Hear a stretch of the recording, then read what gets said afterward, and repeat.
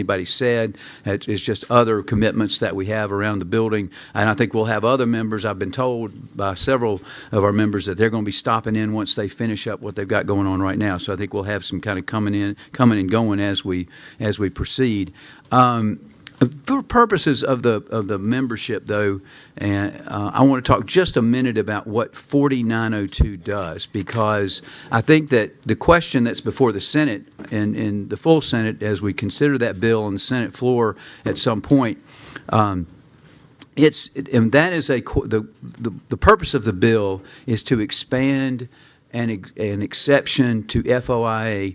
We currently have that exception for NIL type funded athletes that are paid through the NIL, name, image, and likeness program.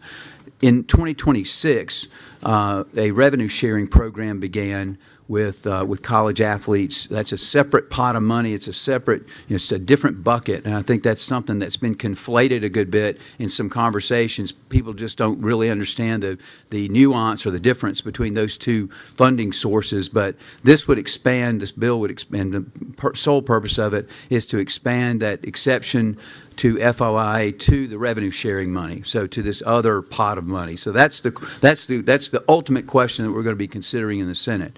But as that, as we know, we began the debate on that. We had a vote, second reading on that.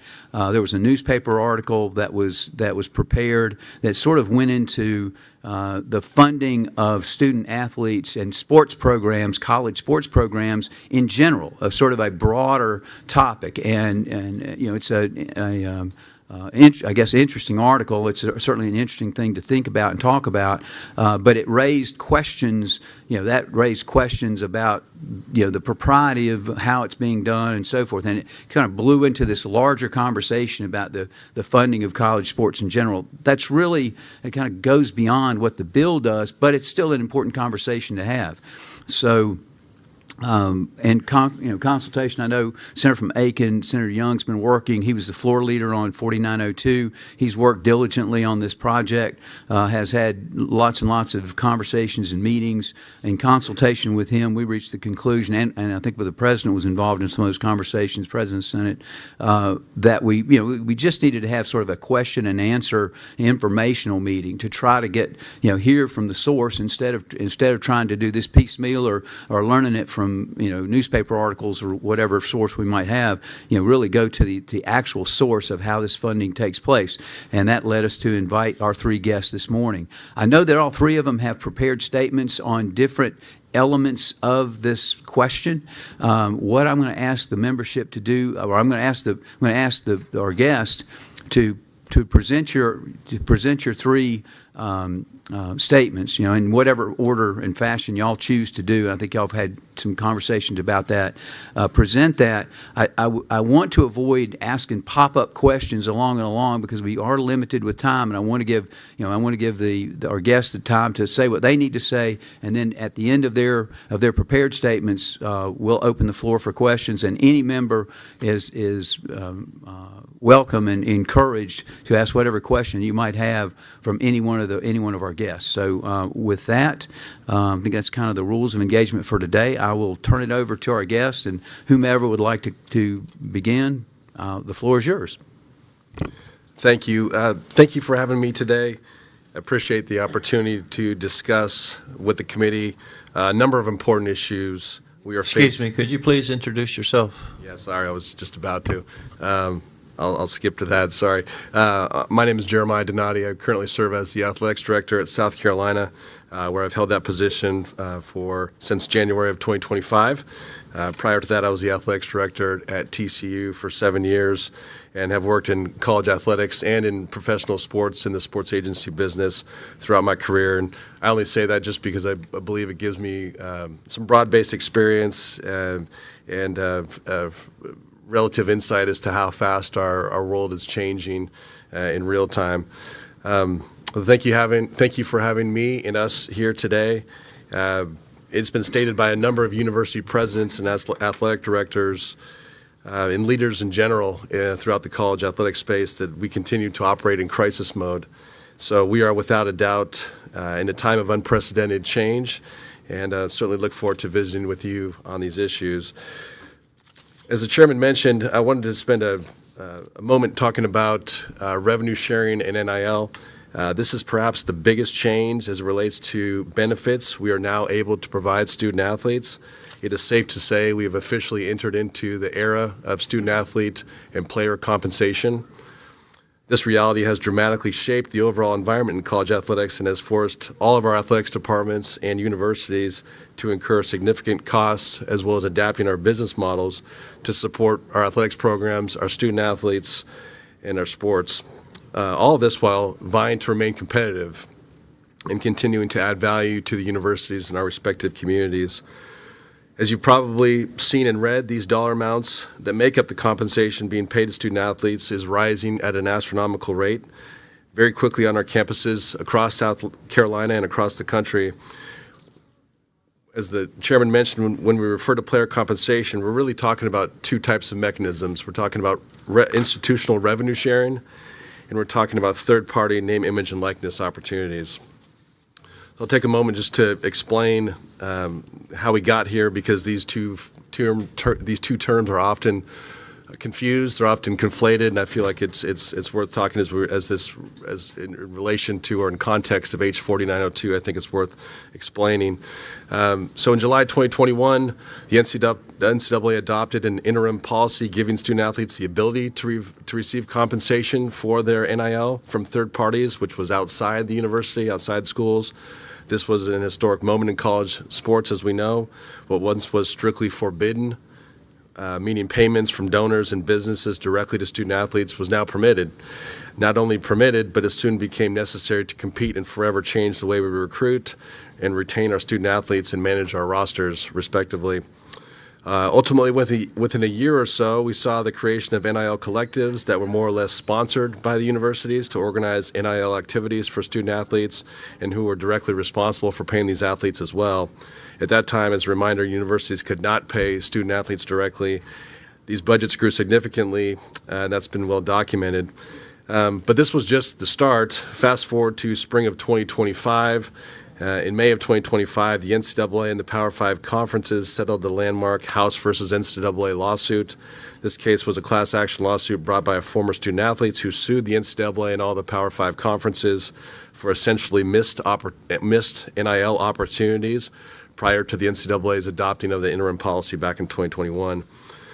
The most significant outcome from the settlement, of course, was not the $3 billion in damages the NCAA and its schools and conferences were required to pay, nor the abolishment of scholarship limits that allowed many sports to increase their scholarship counts significantly and incur more cost to the university. But the biggest takeaway was, for the first time ever, universities could now pay student athletes directly up to $20.5 million effective July 1, 2025. That number was calculated as 22% of the average revenue generated by each Power 5 institution, including including television contracts, ticket sales, sponsorship, and advertising dollars, as well as other revenue sources. This initial $20.5 million revenue sharing cap is subject to a 4% annual increase and subject to periodic look-ins or recalculations as revenue grows on our campuses. That will subsequently increase the cap over time throughout the settlement, which is in effect for 10 years. All that to be said, this is the least amount of money we will ever pay student athletes directly from institutions. This number will continue to rise and continue to rise at a healthy rate. It's also important to know here that as revenue sharing has been implemented, third-party NIL still exists out and is very much a competitive driver for every school. The House settlement put a much-needed framework around NIL in hopes to better regulate what we saw pre-House settlement. NIL is still permitted by third parties under a valid business purpose and a fair market value range of compensation analysis. These third-party deals are now subject to independent review by the newly formed College Sports Commission, or CSC, that oversees the benefits received by student athletes under the House settlement.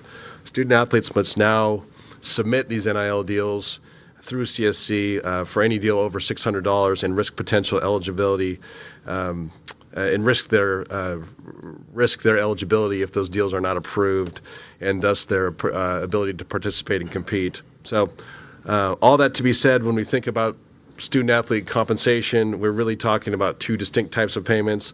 One from the university revenue sharing, which is directly related to H 4902, which we are trying to protect, and the other, the outside entities, the traditional NIL. The combination of both has put tremendous strains and challenges on all of our athletics departments here within the state of South Carolina and across the country, but is absolutely necessary to deliver. It's absolutely necessary for us to deliver these benefits to our student athletes in order to remain competitive. Thank you. Thank you, Jeremiah. Chairman Hembry, members of the Senate Education Committee, and other senators, thank you for the opportunity to appear before you today. My name is Graham Neff. I serve as our Director of Athletics at Clemson University. I'm in my 5th year in this role, and for the prior 9 years preceding this appointment, served in various roles in the athletics department, including, and importantly for this discussion today, our Chief Financial Officer. I appreciate the chance to provide context and clarity regarding the financial structures of college athletics finance, and also specifically for our athletics department at Clemson, the sources and uses of those revenues, and the role institutional support plays in sustaining a nationally competitive, compliant, and student-centered athletics program. While this bill does not, currently before the Senate, does not directly address athletic department financing, we're grateful for the committee, to the committee for the opportunity to address these matters in light of the recent media attention and to provide clarity on the record. Recent coverage has raised important questions about college athletic finances. Today, I hope to walk through these how athletic revenues are generated, how those resources are reinvested to support student athletes and operations, and how institutional support, which is longstanding across higher education and the athletics industry, fits within the transparent, responsible, and mission-driven financial model. The recent articles raised important questions. Please allow me to explain and answer them on the record.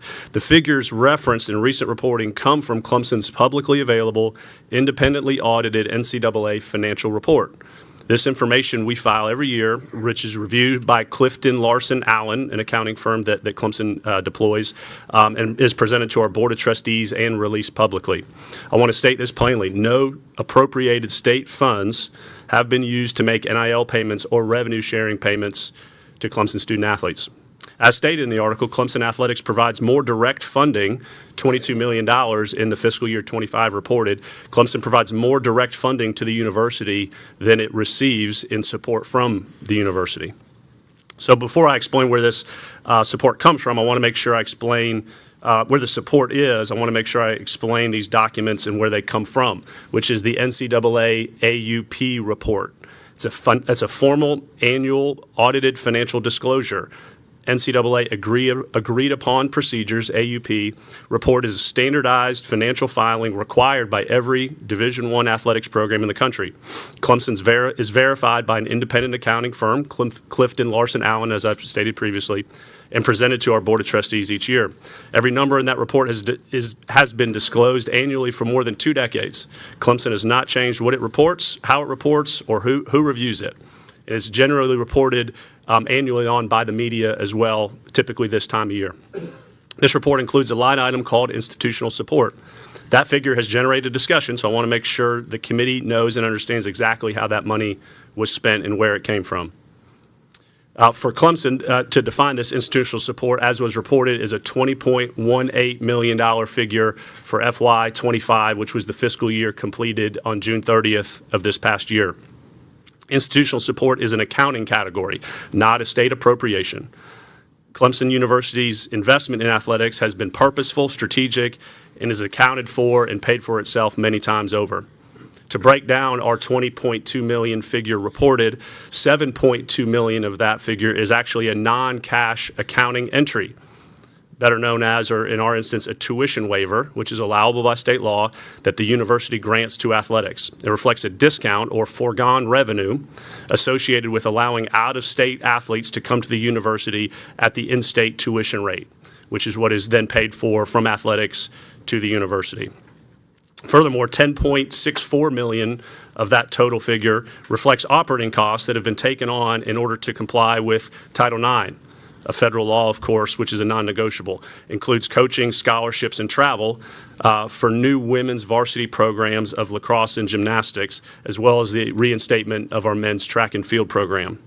Mr. Chairman, I'm happy to discuss in Q&A around more specifics around Title IX, furthermore, should that be of interest. The remaining approximate $2.4 million covers student-athlete wellness services, mental health, sports medicine, nutrition, strength and conditioning. None of these dollars, to be clear, none of these dollars are fund revenue share, which in fact, as Jeremiah said, did not start until July 1st of 2025, which is fiscal year 26, which is what we currently are operating in. Having outlined how institutional support functions at Clemson in our athletics financial model, it's also important to place that in a broader context. Institutional support is neither new nor unique to Clemson. It has been for more than 2 decades a standard and accepted component of college athletics across the country. Institutional support is standard, and in fact, Clemson uses less than most. Universities have supported athletics for decades. Clemson does it at a lower rate than a vast majority of programs. Institutional support of athletics long predates NIL and revenue sharing. It reflects the real economics of college sports. The vast majority of our sports do not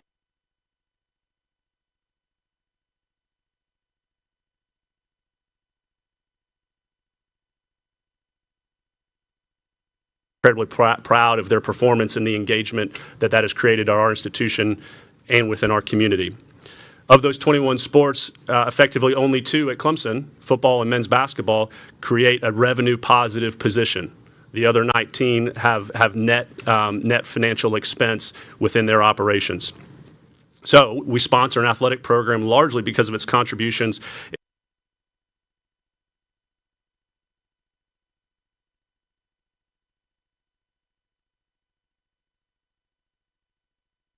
very clearly different than individual compensation. Which brings me to the last point of the broader picture of how Clemson generates our revenue. The revenues that fund Clemson athletics, similar to my colleagues here, is multifaceted. At Clemson, for the past 10 years, we have generated over 95% of our revenues are self-generated, primarily through broadcast rights through our conference partner, ticket sales, donor contributions via IPTE, as you all well know, sponsorship, licensing, etc.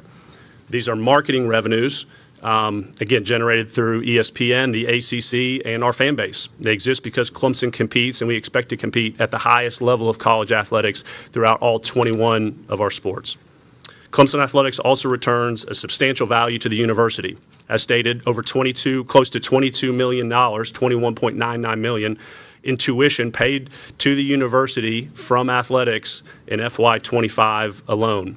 In addition, recent reports that were conducted institutionally at Clemson showed a $217 million statewide economic impact just from Clemson athletics. Over 150,000 free admissions for our students throughout all of our athletic events each year, and more than 400 non-athletic events hosted in our athletic facilities each year, including commencement, career fairs and services, etc. This is a program, the athletics department is a program that our university invests in very strategically. In closing, I want to assure the committee that we work every day to be constructive and responsible partner with Clemson University. We fully recognize athletics and academics together shape the student experience. And our responsibility is to support both in a way that reflects the university's mission and the public trust placed in us. We remain firmly committed to accountability, compliance with state law, and applicable regulations, and maintain open, ongoing dialogue with this committee. We value your oversight and engagement, and we appreciate the opportunity to appear before you today. Good morning, Senators. My name is Chance Miller. I'm the Vice President of Intercollegiate Athletics at Coastal Carolina University. I want to thank you for allowing me to come speak today. I've been blessed with the opportunity to be in this state for 14 years and to be in front of you, many of you multiple times on different issues. I spent years at the University of South Carolina and now at Coastal Carolina, and I have seen what the right institutional support and state support can do for an athletics department and a university. The athletics department, with this right support, can act as an accelerant for not only the athletics department, but the university, the community, and this state. It can help grow enrollment at our state universities, which we have seen firsthand at Coastal Carolina, being a young institution and now the 3rd largest state institution. I can hope that some of that is attributed to the great athletic success that we have had there and continue to have. It also helps with retention. with our students that come in their first year and they're looking for a community, belonging, and something to do to entertain them, they find that athletics helps with that. It builds a community. It builds pride. It also drives philanthropic giving, not only at athletics, but at the university as a whole. And it creates great national visibility, as we have all seen in some of the magical runs that have happened at our three institutions. It's something that our marketing budgets cannot touch when you get that national exposure.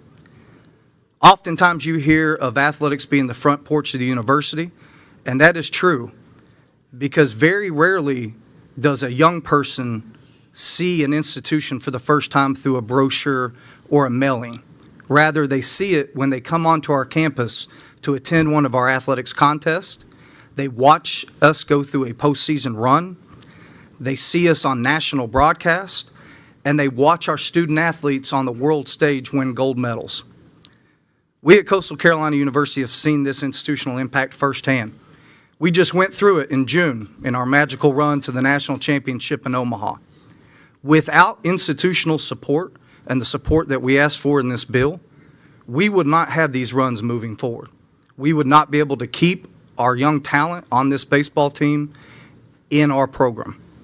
Not only that, we would not be able to help fund that program because baseball at our university does not make revenue. We have to use institutional support to be able to do that. But I can tell you firsthand, it helps the university. In that 3-week period where we went on that run, we had a 35% increase in visits to our admissions page that we could track. We also did a earned media study on that run, and it produced $575 million in earned media value during that 3-week period for the university and our athletics department. It also contributed to a historical year in philanthropic giving for us, that we were able to raise over $1 million in one evening at the College World Series for our university. Then you look at our track and field program. We have a homegrown talent in Horry County, Melissa Jefferson, who stayed at our university, trained at our university, graduated from our fine university, and is now a gold medal winner and the fastest woman on earth. And every time she runs, she talks about Coastal Carolina University. Without this institutional support and these protections, Melissa Jefferson would not have stayed home and probably would have left this great state. We've also seen it with retention. Our retention rates keep increasing because we're giving our students something to do, a community to be with. This past year, we had over 70% of our student population attend every one of our home football games. Just recently, we had 3,000 students on a cold Tuesday night come to a midweek baseball game to be able to support us. That's community. That's retaining our students for long-term success. And the impact that you see in our community, we fill hotels, restaurants, local businesses, because thousands of people come and visit our campus each weekend to see our teams. And now we're starting to produce outside events that bring people that would not otherwise come to our campus to come visit our great campuses. We had a Premier League soccer game at Williams-Brice Stadium that brought thousands of people from all over the world. Graham and his crew at Clemson have done a wonderful job hosting concert series in their stadium. And then in 3 weeks, we will host the Savannah Bananas for a 2-day event in our baseball stadium where 15,000 people that usually would not come to Coastal Carolina will walk on and see the things that we have to offer for young people to come to our great institution. This support, institutional support and state support that we are asking for, keeps our athletes on our rosters, it keeps great talent at our institutions, and it allows our athletics department to keep helping our universities grow. So I thank you for your time and appreciate and will answer questions soon. I just wanted to circle back to 4902 collectively on behalf of my colleagues, Mr. Neff and Mr. Miller. The statute as written already reflects clear legislative intent to protect student-athlete compensation information. This bill simply reinforces that intent rather than changing the underlying policy. Since the NIL statute was enacted, we now have revenue sharing as previously discussed. It is important to know that the national framework governing revenue sharing does not require disclosure of these agreements, nor are we aware of any other college program or state that requires disclosure of this information. The proposed bill does not conceal institutional spending on revenue sharing, but simply clarifies that individual student-athlete revenue sharing agreements remain protected while still requiring reporting of revenue sharing in the aggregate and on an annual basis at our institutions. Public disclosure of individual compensation and individualized contract terms would create a serious competitive and student-focused harm that would put our schools at a direct competitive disadvantage as it relates to other schools across the country. Specifically, it would allow competing institutions to identify, target, and potentially outbid our institutions for student athletes, as we would be the only schools across country required to disclose such. Additionally, these disclosures would erode long-standing expectations of privacy that our student athletes have with respect to scholarships, stipends, and other forms of financial support that is protected by the Family Educational Rights Privacy Act, or FERPA. It would also expose them to increased harassment, financial exploitation, and undue pressure from third parties.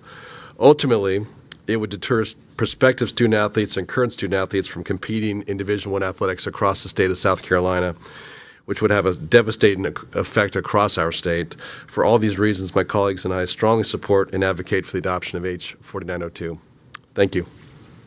Thank you, gentlemen. I'm going to open the floor for questions. I had Senator from Horry got my attention first, but I would be glad to entertain any questions. Thank you, Mr. Chairman. Thank you all for being here, giving each a slightly different, but I guess similar theme that you were making. Chance, no offense to Clemson and Carolina, does it better by the community side of this. And I know of what he speaks. I practice law in Conway. I drive to and from Coastal and Myrtle Beach every day. I know what's happening on the ground. So to each of you, thank you for this perspective. To Mr. Neff, the last page, you were giving numbers effectively. If I heard correctly, either 21 million or 210 million. Go to that last page, because I've looked to my chair and tried to figure out what you're saying there. Are you defining, and perhaps replow that, and are you defining numerically the impact that athletics provides to the 19 other sports programs that you're talking about? Yes, sir. Senator, thank you for your question. I'll speak to some of these notes and hopefully hit on where your question is. A few figures to restate and confirm. The 20.2 million of institutional support that Clemson Athletics received for this fiscal year, that was that figure. However, Clemson Athletics contributed to Clemson University via scholarship payments, $22 million, which is in excess of that received support for this fiscal year reported. So if we're just looking at it on a transactional basis, that's one component. A further numeric I have in here noted that you may be speaking to is within is our statewide economic impact, which was a $217 million figure. That was just an economic impact study deployed by our institution, just to understand the impact really that Clemson University has in total. This $217 million figure was just isolated of the impact that Clemson Athletics has in a broad economic sense. That would be inclusive of our athletic department operations, yes, sir, which would include certainly our 21 sports, but also our community engagement and what that has derived economically. Senator Elliott. Thank you, Mr. Chairman. Mr. Neff, you mentioned that the FY25 institutional support from Clemson to the athletic department was $20.2 million. Yes, sir, Senator Elliott. Do you have the number for FY24? I do. Our FY24 institutional support figure was $13.3 million. Okay. And from the revenue sharing, what portions of that institutional support go to the revenue sharing? For zero. revenue sharing commenced on July of 25, which is FY 26. So we are in our first fiscal year or academic year as college athletics that we are able to have revenue sharing, which is direct contributions from the athletics department to the student athletes. And do you anticipate that that will include tuition? We do not, no, sir. We would expect that the revenue sharing expenditures that we are deploying this fiscal year, which have yet to be reported, we're mid-fiscal year, that those contributions to to the student athletes would not include any tuition and fee dollars nor state appropriation dollars that, however, would be from our self-generated revenues. And the revenue sharing payments to the athletes, would that be taxable to the athlete? Yeah, we would understand that certainly to be the case. Above and beyond their financial aid support contributed from a more of a typical historical scholarships and financial aid support. So just, and when you raise that, so the athlete's getting possible NIL money, revenue sharing, and scholarships? Yes, sir. Okay. And in the revenue sharing process, would the athlete's agent be involved in helping determine that amount? Certainly, the agent's support of student athletes has continued to increase and have some proliferation. And there are some scary stories certainly about that, but there are really a lot of positive stories with the professional expertise that agencies and agents bring to student athletes. And so, yes, some of those negotiations often would include agent representation on behalf of the student athletes. Mr. Donati and Mr. Miller, Mr. Neff has stated FY 25 institutional support from Clemson. Can you tell me what the institutional support from Carolina is? FY 25? Yes, FY 25, the institutional support at South Carolina was $42.5 million, which includes 29.3 of operational support. And the biggest reason for this jump from FY 24, which was 26 million, was this transition from it's sort of the last year of the old NIL period. So the Gamecock Club, despite having a record year fundraising of over $50 million, the contributions back to the university were down. So we anticipated this, and this was prior to my time at South Carolina, but this was anticipated. This would be a year of transition. So this was forecasted. And Mr. Miller, do you know the institutional support for your? Yes, the budget that I inherited when I came in was $20 million of institutional support to athletics In FY 25? in FY 25. Okay. I get it, and I agree with you wholeheartedly on the competitive disadvantage this would put us in, and it would be a sole outlier that just doesn't seem logical and reasonable. But turning it around, if everyone else, if disclosure was on the table for everyone, would there be any positives for that in the system? And briefly, could you tell me what those would be? If everyone were doing it, yes. And that's consistent with what you see in other leagues, in professional leagues, that the transparency, as my colleague Mr. Neff pointed out, a big challenge we have in our business right now is the lack of transparency as it shows up as we're dealing with athlete agents. There's a tremendous amount of bad information out there. There's a tremendous amount of, we see abuse and lack of or breach of fiduciary duties to these young men and women. So I think having more transparency there across the country, I think, would be welcomed by our colleagues at other schools. But without that, we certainly wouldn't want to be the first in. Yeah.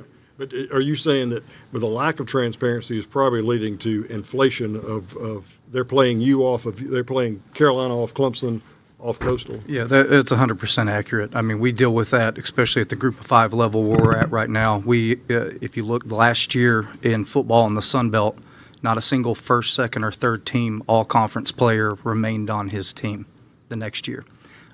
We deal with that because, rightfully or wrongfully, we're told that Power 4 schools are offering more money. So transparency would be wonderful. However, if we're the only ones doing it, I can guarantee that we will lose our student athletes once those numbers are published, and we will lose them to our competitors from other states.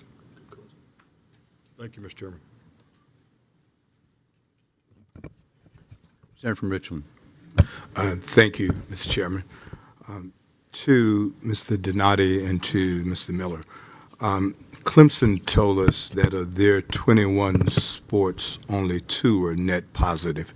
I don't think I heard the number as it relates to the University of South Carolina and Coastal. Could you tell me, first of all, how many sports are there at the university, and how many of them are net positive, and what are those?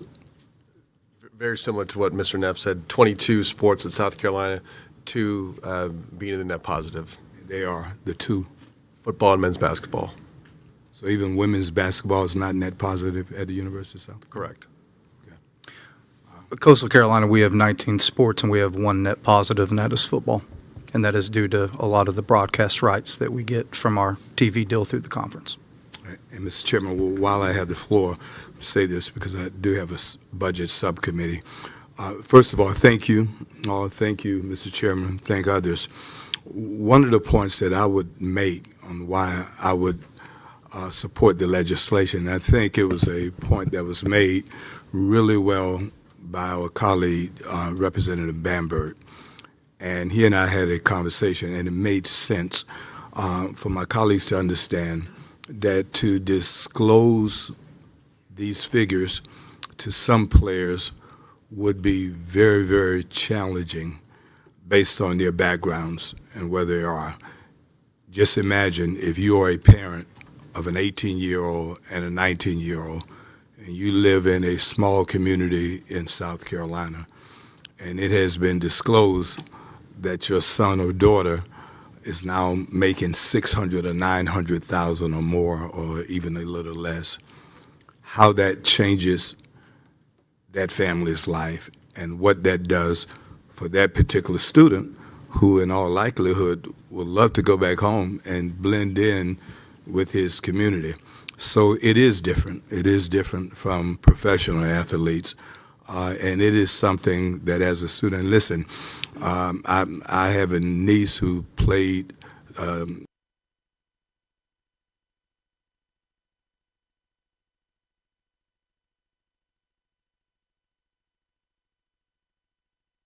if she had qualified then, her parents, knowing them as I do, very conservative, very quiet, unlike their sibling brother. No one knows them, and they love it that way, okay? And they still live in the same community my brother and his wife does, that he grew up in, where this student lived.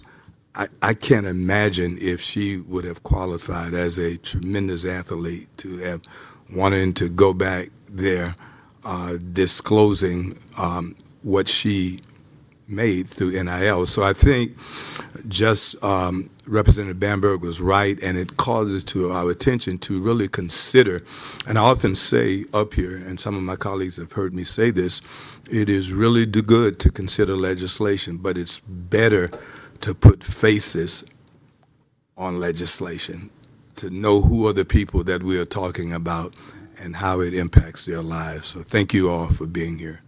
Senator Jackson, if I could follow up, I think that is a great point. We see our student athletes that do receive revenue share receive great pressure not only from their families but their friends as well from back home. And we've had to surround those student athletes with assistance so that they're protected. But you can tell it does affect their mental health.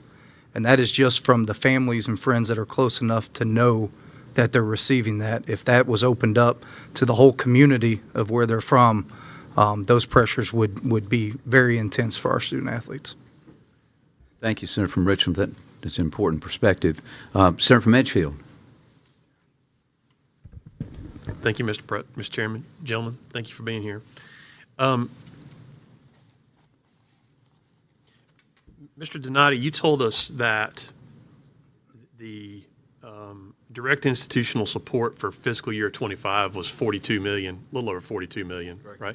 And you told us also that there was a significant increase, I think. Well, what was the institutional support in 24? What was that increase? $26 million, $26.5 million. Was that the institutional support or was that the increase? That was the institutional support in 24 was $26 million. What was it in 23? I don't have that information in front of me, but I could get that to you. It was. Mr. Neff, I think you told us earlier that Clemson's institutional support, direct institutional support in 25 was just over 20 million. Yes, sir, 20.2.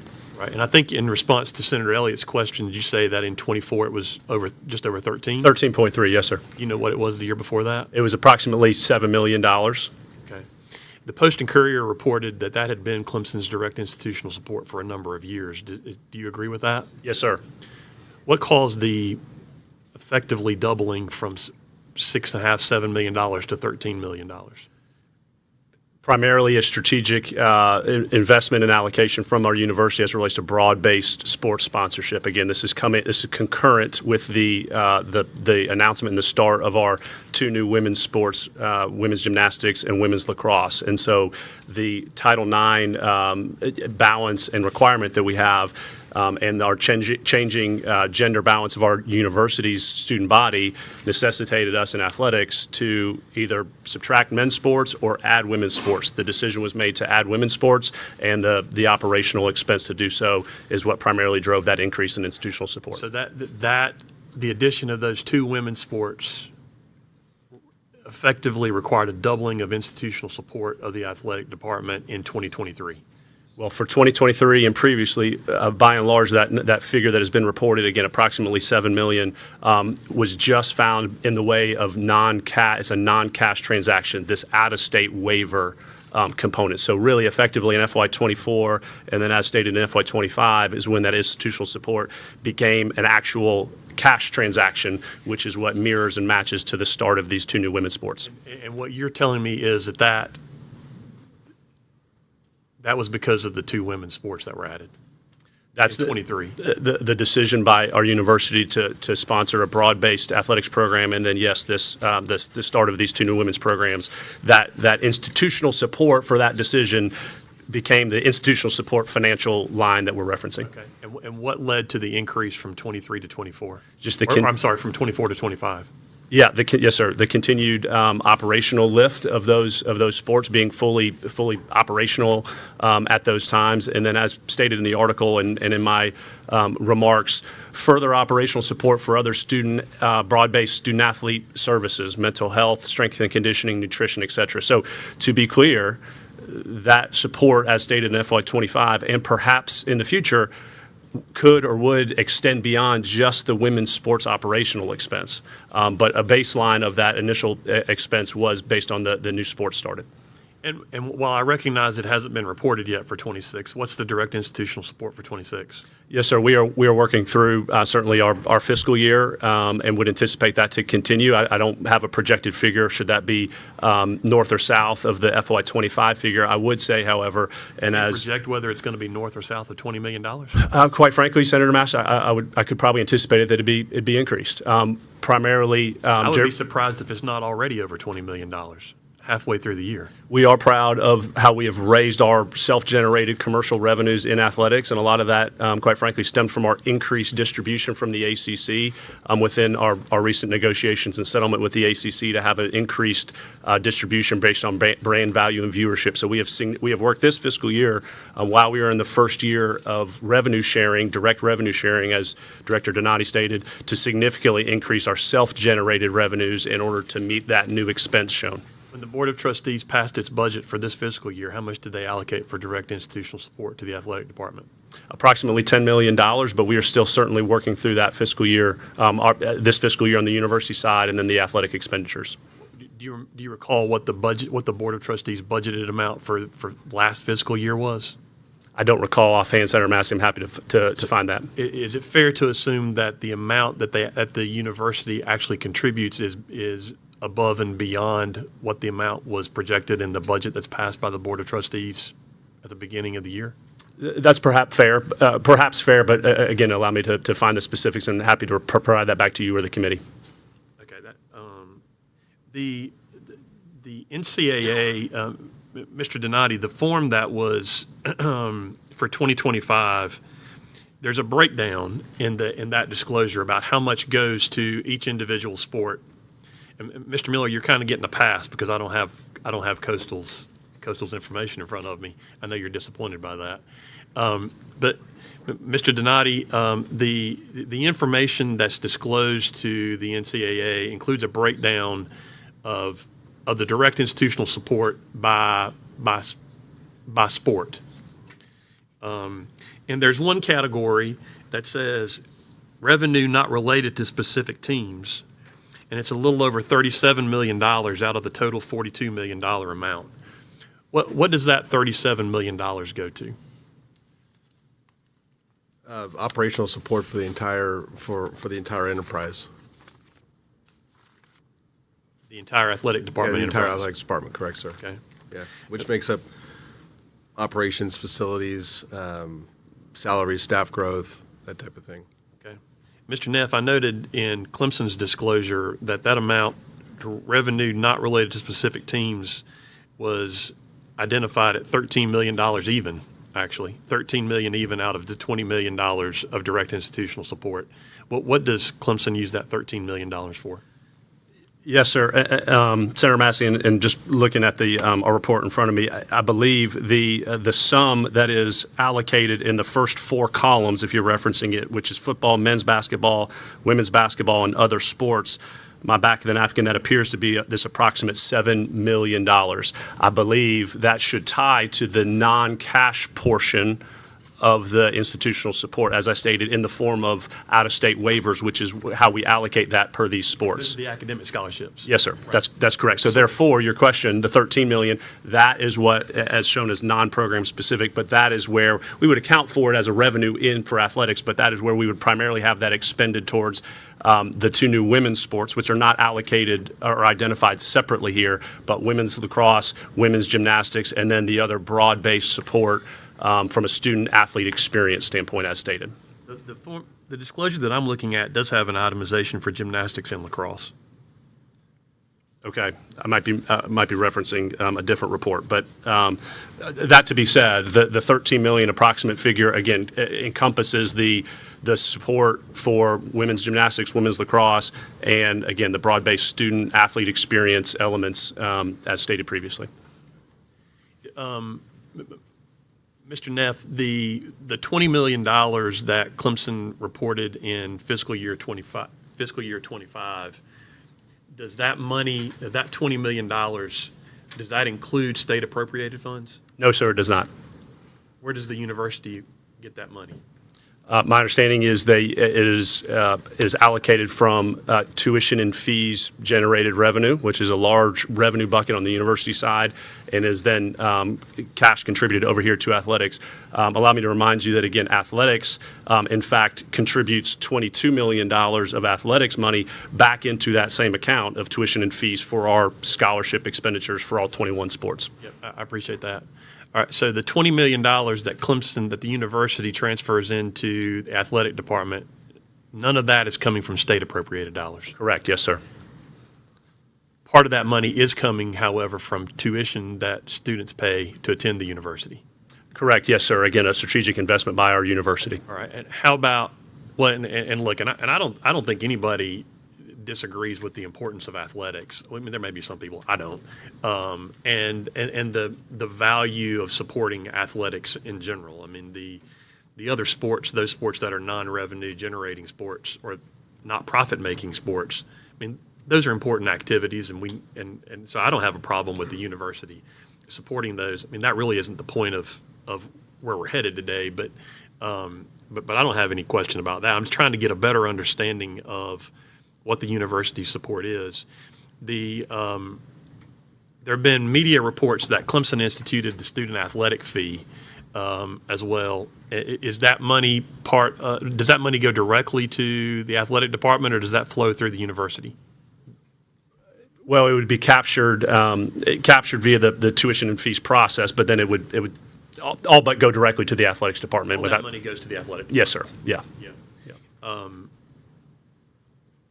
Okay. Mr. Donati, of the $42 million that USC reported in the 2025 disclosure, is any of that money from state appropriated funds? No, those are unrestricted university dollars. Was all the state appropriated dollars restricted? No, well, I'll put it another way. Those are unrestricted dollars. They're non-taxpayer dollars. They could part could be from tuition, as Mr. Neff mentioned. Okay. Would there be another source of revenue that the university would use to funnel money into the athletic department other than tuition? If they're not using state appropriated dollars, it's going to have to be tuition dollars, isn't it? Perhaps. Well, I mean, is there another source? I wouldn't want to answer for our CFO, but Okay. How are you able to determine that none of the money's coming from state appropriated dollars? that's what I've been told. Okay. And where did that information come from? Our university. It's a big university. Did it come from the CFO's office?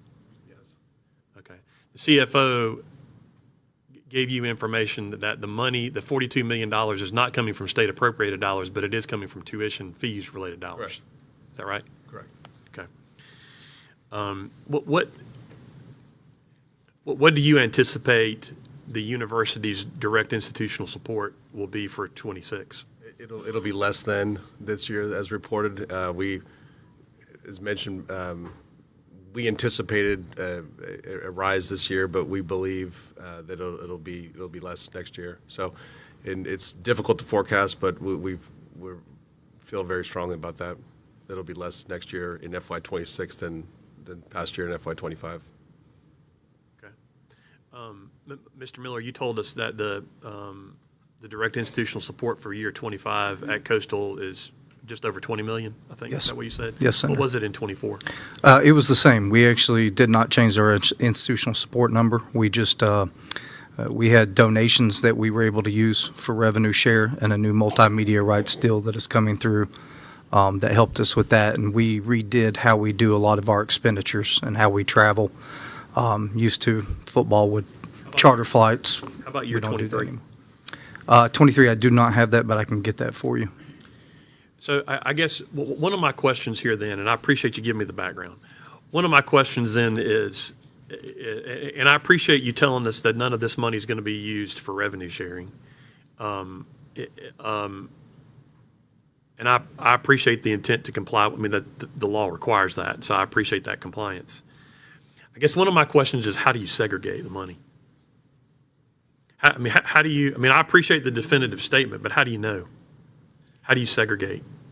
That's right. I'm happy to answer how we've contemplated this at Clemson. Given, again, this fiscal year 26 that we're in the midst of is the first year that we are expending direct. And I appreciate that, but I think you also told me that those payments started on July 1st.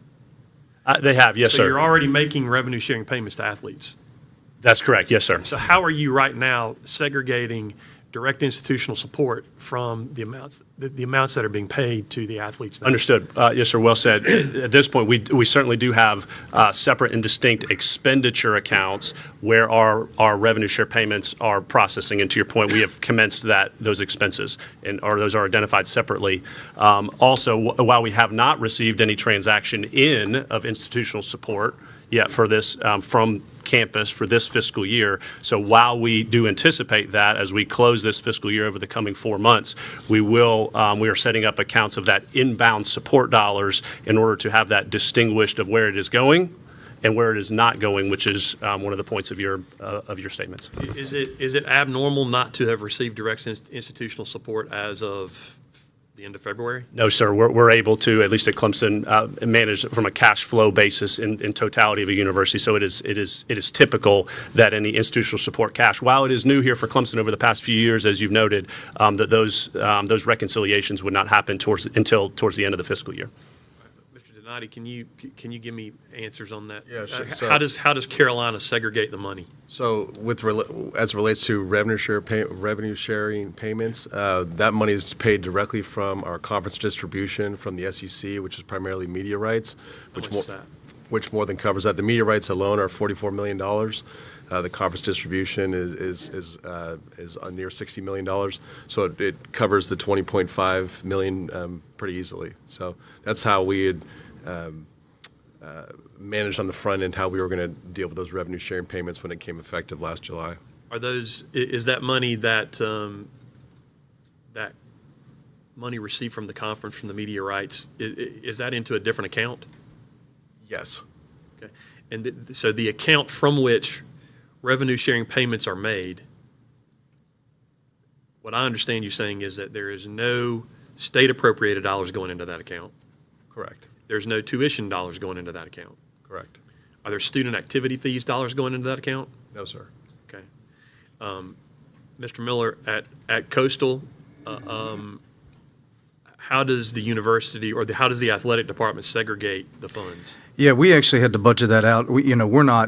We're not in the same realm as my two counterparts here in the amount of money that we have to utilize for revenue share to compete within our conference. So we budget that out based on donations and our sponsorship monies that are already come in, and that's where we pay those from.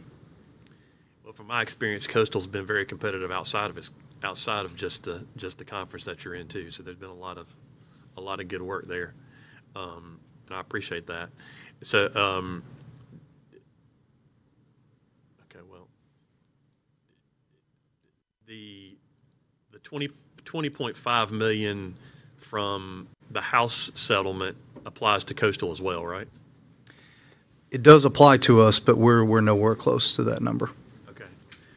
All right. So you anticipate that Coastal will not expend $20.5 million on revenue sharing payments this fiscal year? If we were able to get there, I would do backflips out of here today. But no, we will not. Okay. All right. How about, does Clemson anticipate the full $20.5 million? We do, yes, sir. There's some reconciliation there within the House settlement construct, but effectively, we are going to max out our allowable revenue share expenditures. And Carolina? Yes, sir. And for FY '26, that number goes to 21.3, or it goes up 4% every year. So yes, we'll be at the maximum amount. Yeah, until the next lawsuit that changes Right. whatever that amount is, right? All right. So now I want to get to the bill, the legislation. And I understand, I understand the comments that Senator Elliott made and also Senator Jackson made, although I would think that, to Senator Jackson's point,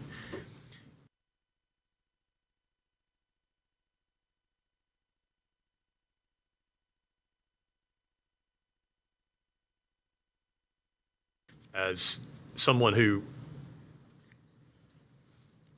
I represent the area where William Perry was from, and I think many of us know the financial tragedies that the refrigerator endured.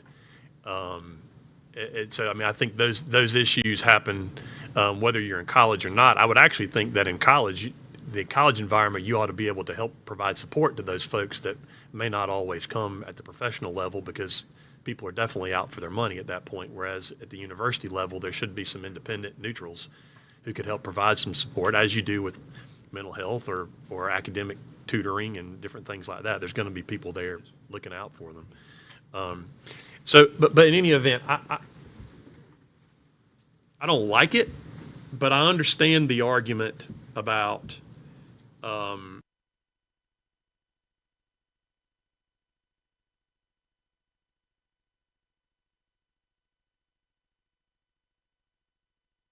I understand that. I don't like it, but I understand it. What I don't understand, though, is the provision in the bill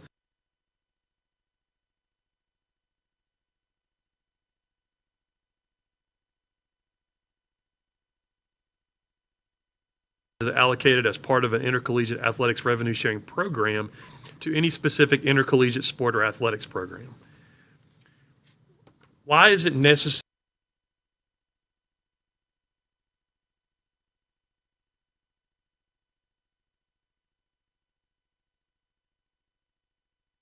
I understand the individual. Again, I don't like that, but why is it necessary to exclude it from a sport? I would say, one, it's not required anywhere else. Two, I think there's an argument to be made that it could put you at a competitive disadvantage amongst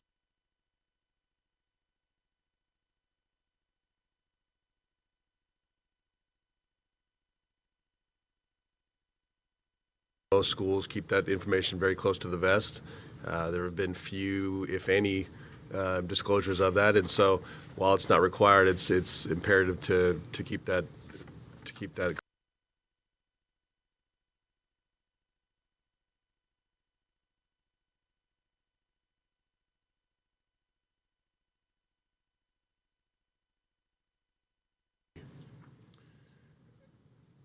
because Alabama would spend $17 million in one.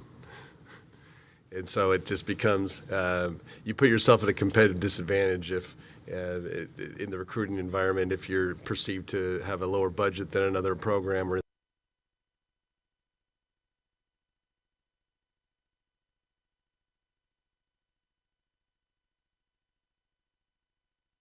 that the information does come out.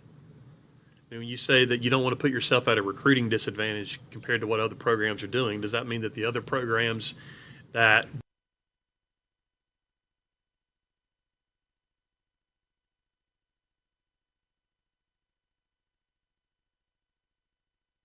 I mean, there are I think it was Senator Elliott that brought up the comment about agents. I mean, there are agents that will try to surface that information or try to make conjecture, but I haven't seen an official reporting of it.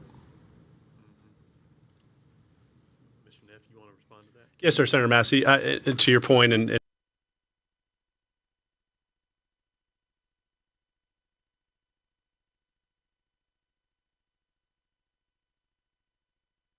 let alone the industry, that disclosure and reporting, even in aggregate on a sport-by-sport basis, could be beneficial. I think beneficial as we do deploy negotiations, et cetera. But currently, how that is aggregated at an NCAA level or a college sports commission level, that is still being determined right now. So there are discussions within the industry, or at least within the Power Four conferences, about how reporting, internal reporting, and disclosures work, whether that's primarily focused on a sport aggregate basis. So certainly interested in that to help better position the industry. Right now, that reporting and that information is again could provide some competitive advantages or disadvantages. I would say lastly, I think I recall over the past year or two we have at Clemson provided some of those in aggregate. Again, this is prior to the revenue share construct, which we are in this fiscal year, but with some of those opportunities for our student athletes. So we've provided some of that broadly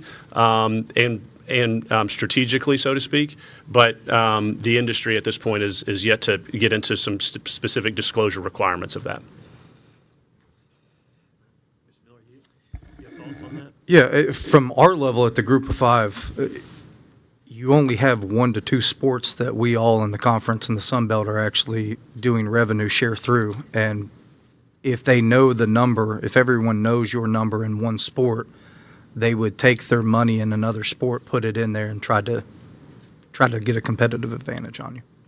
And it would, because at this level, those little bit of differences make a huge difference on the field of play. Mr. Donati, does the House settlement require revenue sharing among all sports, or does it limit it in any respect?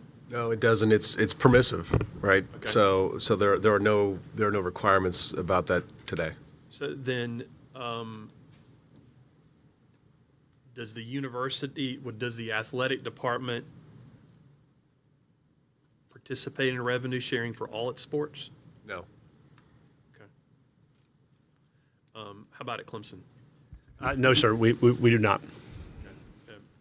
Same thing. I think you answered that question. Yeah, not all of our sports. Okay.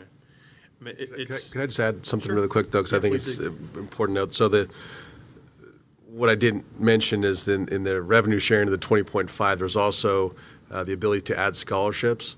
And so while, and I know I'm speaking for Mr. Neff here, while a lot of the non-revenue sports don't participate in revenue sharing, they all receive new scholarships, benefits as because of the settlement. So every sport benefited, if you will, from the House settlement passing. Well, yes, sir. I'm happy to accentuate that, and even at Clemson, we did add over 150 scholarships that touched all 21 of our sports that had a cost above and beyond the 20.5 cap, as you've stated, of approximately $5 to $6 million. In addition, our revenue share, I'll state there, it's a good point from Jeremiah. Yeah, I mean, look, and I think that's important too. I mean, if we have a tendency not to be able to look past tomorrow. And I think that's especially the case when you're talking about children. And for the most part, we're talking, maybe they've graduated beyond children, but they're young adults who probably don't make good decisions lots of times. But absent some kind of support, that could probably apply to all of us. but especially if you've never encountered some of the kind of money, and I get all that, but Mr. Neff, how many of Clemson's student athletes, if we can still call them that, how many of them actually go professional? To the extent this isn't professional now, I mean, I think it's no longer amateur unless you get Merriam-Webster to change the definition of amateur. But how many of your student athletes now go on to perform at a professional level? Yeah, certainly it's the minority percentage, not having those figures. You know our expectations to compete and have talent in all of our sports, certainly football and basketballs, but it's certainly a minority percentage, to your point, Senator. Would that be the case at Carolina as well? Yeah, that's right. And I think there are new professional leagues as it relates to softball and track, but if you're primarily referring to baseball, basketballs, footballs, it's a low number. Lacrosse, rowing, tennis, I mean, whichever one we want to pick out, right? I mean, and I guess my point there is that being able to earn an education for free by virtue of those scholarships, that's not nothing. I mean, for the overwhelming majority of these young men and women, having that opportunity is perhaps one of the greatest opportunities they're going to get over the course of their lives to better themselves. I mean, isn't that fair? Absolutely fair. And again, I'll restate some of our figures. And you all know IPTAY is proud to, for over 90 years now, support athletic scholarships at IPTAY. Prior to this fiscal year, we were across all 21 of our sports in aggregate provided 275 scholarships. Now with the House case settlement and the allowance to increase that scholarship amount to fully funding rosters, we're now funding over 425 scholarships across all 21 sports. And so that opportunity standpoint, to your point, Senator, not only for our in-state student athletes here in South Carolina, but just the educational component and how that would set them up for perhaps professional opportunities. Jeremiah referenced the burgeoning professional sports for many Olympic sports. But just from an educational standpoint and from a career and future earnings ahead, it is an understated aspect of the House case because it's very easy to point to revenue share, direct taxable cash in pocket, but the scholarship increase and allowance that many schools, certainly at Clemson, is broad-based in support is an incredible impact to college athletics. Yeah, I mean, I would suspect that that's going to apply to pretty much every sport other than football, basketball, maybe a little bit of baseball, I don't know, maybe golf. And I'm not asking for a response really, because you're going to be disclosing something you don't really want to disclose. But I would, although I think that should be disclosed. But in any event, okay. Well, I appreciate all three of you. Thank you for your appearance. Thank you for your testimony. Thank you, Senator from Edgefield. Yes, sir. Just real quick, and I'm going to recognize Senator from Anderson. It's my understanding, anybody can answer this, that the NCAA is still determining if it has to report by sport or as a whole. Is that an ongoing NCAA conversation, or is that? Yes, sir, Mr. Chairman. It's an ongoing conversation. I'll leave it at that. Okay. Thank you. Senator from Anderson. Thank you, Mr. Chairman. So I don't envy any of you. I'm a college football fan, but we all know it's a horrific mess when it comes to paying these athletes at this point. So on the broad scale of things, you know, I think those who might contend that this should be able to be FOIA'd would say state appropriated money is involved. And so then y'all state, well, no, there's no state appropriated money involved. The institutional support comes from tuition. Well, I mean, at the most basic level, money is fungible. So if you take $20 million of tuition money for institutional support for the athletics, and then you backfill that with $20 million that the state's giving the university, what's the difference? I mean, is money not fungible? You're just talking about accounts, and you're calling this money is in this account and that money's in that account, and so it's not foiable. To me, it's the money's fungible. So I don't know how you get away from the idea that it's foiable. You Can you respond to that? Yes, sir. Happy to, Senator Cash. With the I hope detailed and transparent accounting discussion here, I think you can certainly follow the flow of dollars and can appreciate your perspective there. That being said, again, it is clear, and we are able to account that there are no state appropriated dollars that would be going in this first year of revenue share to the student athletes. So the clarity and the firewalling, so to speak, of that is clear. Now your point on the foyability, it's certainly a legal question. And from a practitioner standpoint, it is not our roles to determine, so to speak. But as practitioners, we do desire certainty on this, and we've talked on the competitive aspects of these details and how that works within our state compared to other states. Well, certainly think you're doing your best to due diligence-wise, accounting-wise, but you're not going to convince me that there's not an issue here with money being fungible. You call it in this account and not that account, but it's all money that's being moved around. Mr. Miller, I was interested in a statement that I want to verify. In your conference, I thought you said that there were no first, second, or third team conference players who remain with their teams from one year to the next. Based on last football season, that is in the sport of football in the Sun Okay, Belt. so that's fascinating to me, again, as a fan, and I think it speaks to the subject to some degree.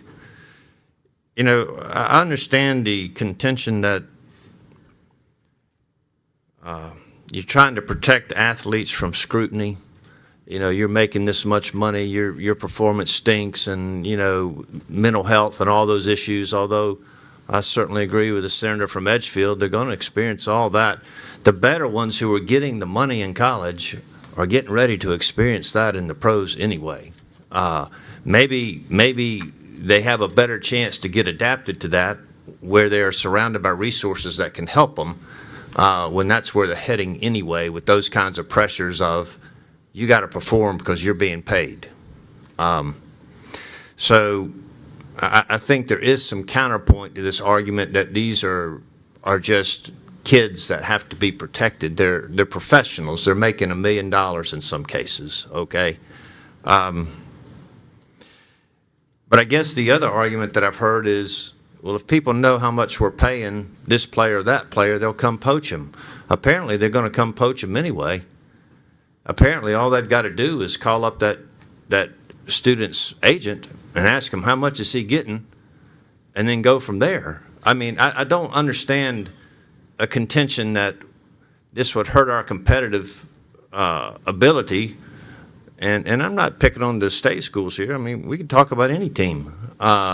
If someone wants to know how much one of your stars is getting paid, I suppose they're going to call the agent and find out directly. Would you disagree with that? I apologize for interrupting, but if you're at Ole Miss, you don't even have to call the agent. You just go directly to the student, right? Senator Cash, with what you're asking, I do agree that the stars, the number one quarterback in our league is probably going to leave for a much larger payday at a bigger institution. Our concern is our entire roster and the teams that we're competing against, the App State, James Madison, and those. If they know those numbers, they will poach from within the conference and within that group of five. And at that point, we're no longer competitive at all. I understand your difficulty. I mean, I don't understand it because I don't do your job. I understand because you're telling me that, and I can imagine that what you're saying is true. It just makes it easier for them to have the information if it's printed out. I think a little bit, perhaps we're coming at this from a different point of view, which is college athletics and football is a mess. There is a lack of transparency. And there's a broad argument from your side that we want to continue the lack of transparency because of protecting the team. And, some of those who who are maybe are questioning that are saying, look, there's all this interconnected of moneyness that's being hidden that might be better to be in the sunlight for everybody. So would it cause a doomsday scenario for Clemson if people knew how much Clemson was paying athletes? I don't think it would. I mean, that's just my opinion. They got a great program. They got a great coach. People want to go play there. And obviously the coach there has built a culture where people want to stay, by and large. But we're kind of looking at the mess that it is with all this money, and you're talking about the university helps set up the collective, which now the donors are giving to, and so they're not giving to IPTAY, and the money's just floating around everywhere, but there's no state money involved because when they send that money to Clemson, we put that in a different bucket so that we're not foiable. And, you know, I'm not an accountant. I'm just operating at the high level here. Money is fungible. I just don't see how we get away from that argument. And, you know, as I said in the first education meeting, we might just go ahead and vote what we feel like we've got to do to protect these teams, so to speak. But I don't know that I don't know that I can be won over by the argument that there's no state money that's been appropriated being involved when money's just being put into various accounts to satisfy some technicalities. But I appreciate y'all being here and appreciate the time you've taken to try to help us understand. But I will say this, you know, it might help us, the institutional support that you spoke of for the past 20 years, to actually see how that number has changed over a period of 20 years. Because I think when the newspaper article came out, part of what caught my attention was the $20 million of institutional support was very similar to the $20.5 million that you can now, the NIL's program can now spend. Well, you know, those numbers being so similar, I mean, anyone's going to say, hey, what's going on here? Again, it's kind of undercover, and that just naturally makes people think or want to know what's going on. Yes, sir, Senator, and certainly as had broken down the $20.2 million for this year, that's a component of out-of-state waivers and broad-based Title IX support. I would, as I've heard, I would say that the coincidental nature of the values being similar is in fact such. But your points are well taken. Thank you. Senator from York, I think I saw your hand go up, and I've got Senator Stubbs after that. The other senator from York. Thank you, Mr. Chairman. Not every sport has revenue share, but every athlete has an opportunity to get NIL, correct? They can all go out and try to make something off their name, image, likeness. All right. If the greatest used to be when I was in college, I'm not saying athletes didn't get paid when I was in college. We really didn't talk about it back then. That was the real secret. But Tell them where you went. I have a wonderful law school degree from South Carolina, and I went to Auburn University. And we do have an NDA with some of our Heisman Trophy winners. So let me ask, in the sports that you revenue share with, because I think the educational aspect of this is extremely important, do you know what your graduation rates are just in those sports?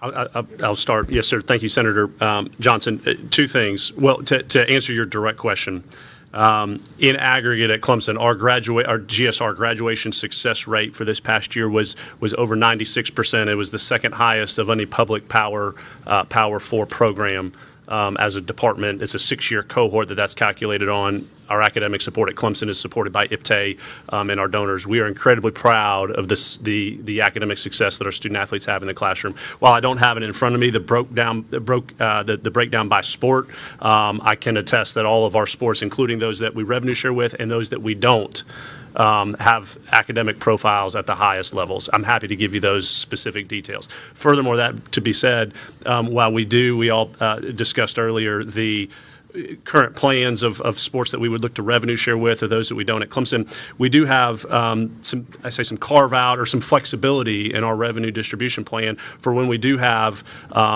elite student athletes that have national prominence or NIL that we would be able to directly revenue share with regardless of sport. So while we do call it pre-allocate to select sports that generate most of our revenues, we are proud to have some flexibility on a student athlete by student athlete basis across our sports to be able to have some revenue share discretion with. I would just add that our number is 94%. In fact, our GSR and in our football score was 96, which was second among SEC schools. I will add to that I don't have our GSR numbers directly in front of me, but I know that they are vastly over what the regular student body population graduation success rate is at Coastal Carolina. And to brag on our student athletes, we have 560 student athletes. 380 of those were on our honor roll this past fall, and we had over 100 student athletes with a 4.0 GPA. And if I could brag, usually you see that in the Olympic sports. Our men's basketball team, who's a half game out of first place, has a 3.5 overall GPA as a team and 7 student athletes that will be graduating soon. And I think those numbers are more important than NIL numbers, quite honestly. But so all of the money that you're getting, that you're putting toward the House settlement, the revenue share, is the vast majority of that coming out of your SEC, ACC, Sun Belt revenue from basically media rights? Yes, sir. So all of that money is going to that. Prior to NIL, prior to the current landscape, did you require, and I'm going to use it as percentage because the numbers are clearly lower, did you require more or less institutional support prior to NIL to run your athletic departments, or do you know? Well, I was at a different institution, a private school, so it's not apples to apples, but that required, at the time, somewhat significant institutional support just because it was a smaller school. And, but that number went up over years, and so I can only imagine that institutional support here has also, we required less at the time and require more today. Is it safe all of you require more post-NIL than pre-NIL? We actually have not, but our institutional support number has risen, but that's due to the cost of travel, goods and services, equipment, things of that nature. We've just had to make the strategic decision to basically reallocate our expenditures in different ways. And one of the reasons I ask this is, so if you require more revenue from the institution due to NIL, is it safe to say that ultimately, IPTAY, Gamecock Club, whatever your organization is that raises money for your athletic department, you have X amount of donors who can give X amount of dollars in any given year. And now you're asking them to also give to an NIL collective, correct? So I can still only give X amount of dollars. I now have to allocate where I want those assets to go. And prior to NIL, I didn't allocate that. It all went into IPTAY, Gamecock, whatever it was. It went into that bucket, so to speak.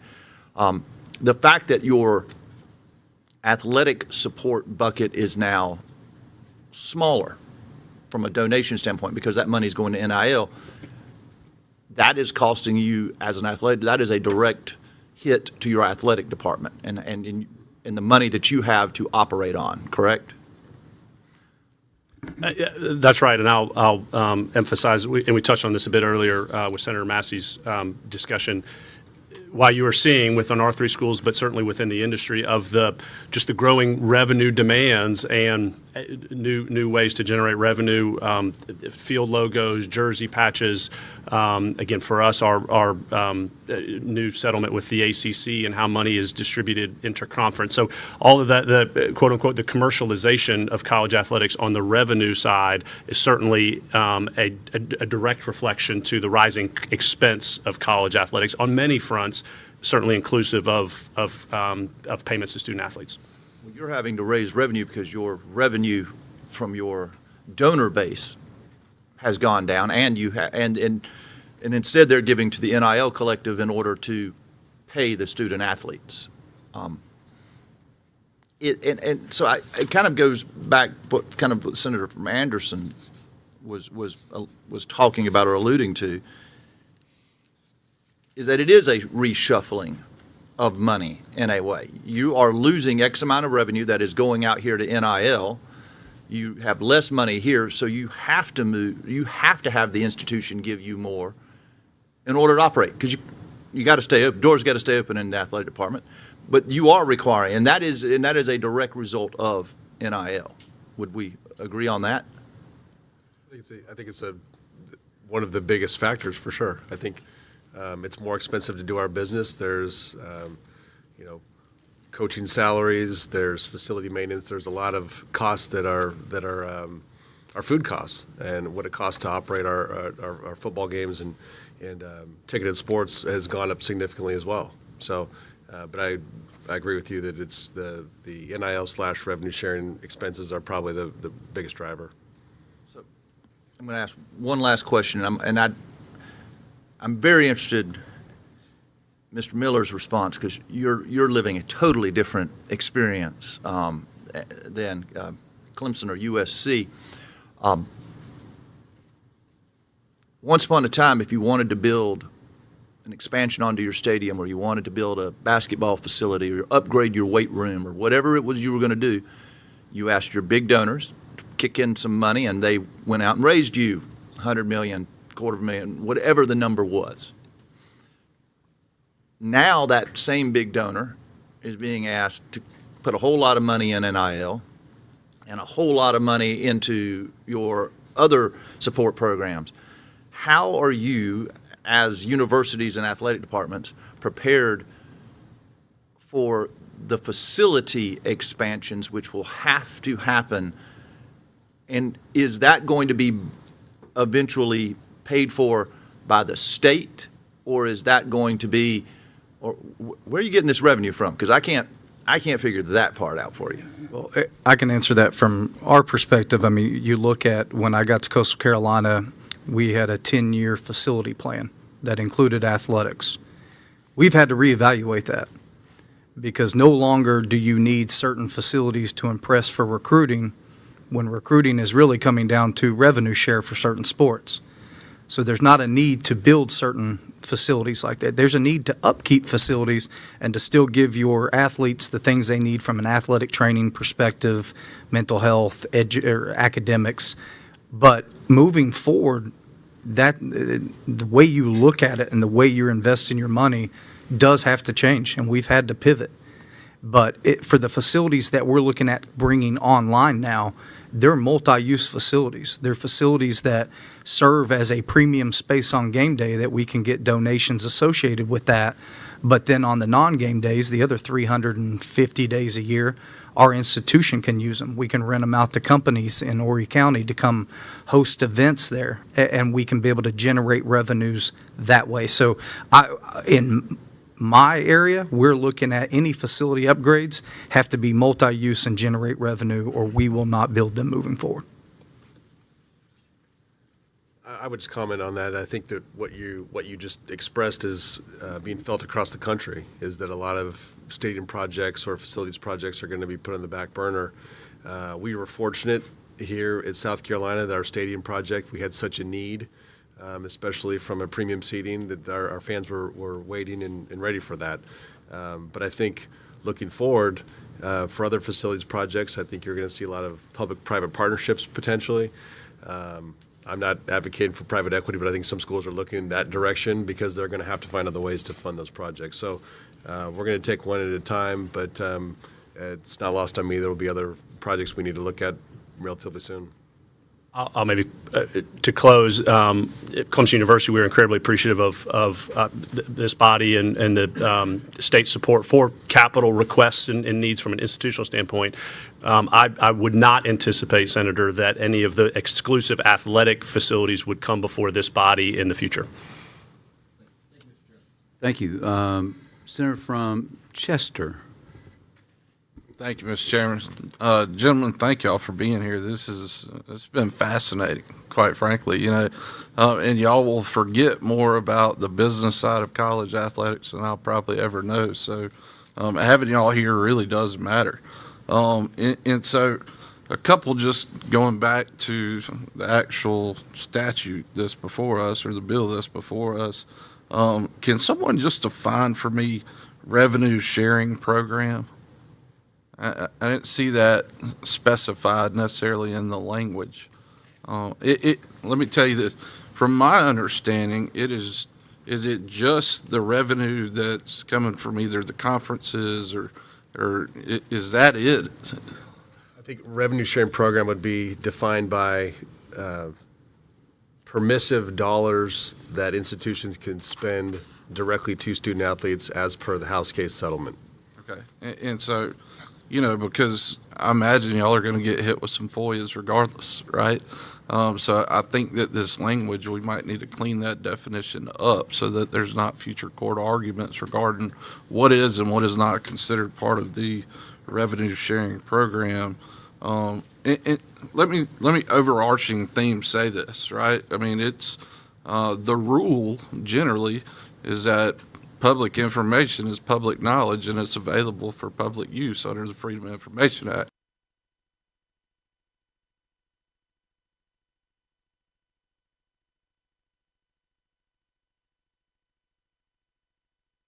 We need to be as specific as possible in what exactly it is we're looking to carve out from the overall theme and what's best for society, which is public having information and public resources.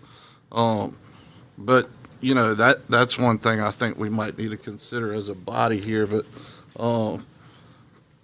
I've been thinking a lot about this recently, and I admire what all of our institutions. I try to add Winthrop into the conversation of the big four, as I call it in South Carolina, because we got a heck of a men's basketball program too, and I'm proud. It's part of York County, part of my district, but also Senator Clymer's, a wonderful place as well. But I was just, I keep going back to this thing that what is the NCAA doing for y'all?